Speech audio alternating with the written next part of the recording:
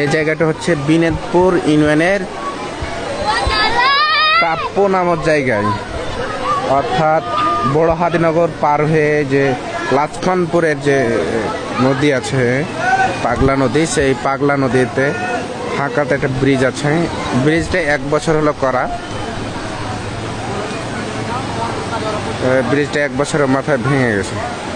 এই ব্রিজটির বাজেট ছিল মনে হয় 36 লক্ষ টাকা। তারপরে দেখে আমি জানাচ্ছি, দেখি কত।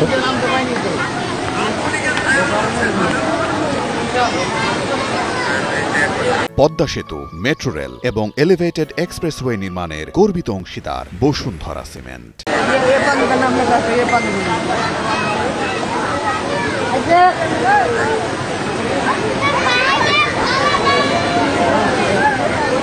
এটা জায়গাটার নাম কি বলে?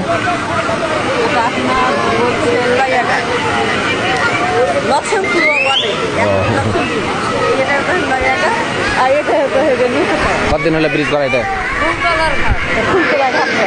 কতদিন হলো? এটা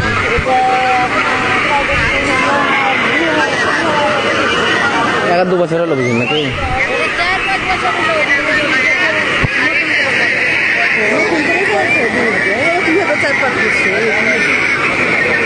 বিনেদপুরের ফুলতলা ঘাটে বলছিলাম।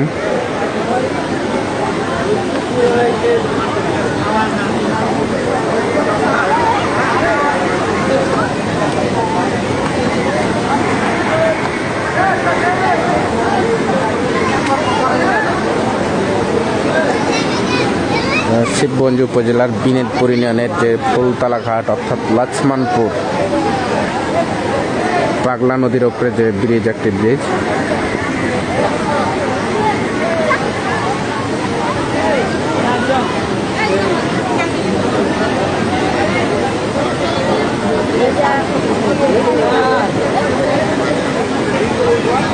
এটা 15-16 অর্থ বছরে সম্ভবত ব্রিজটি করা। 36 লক্ষ টাকা ব্যয়ে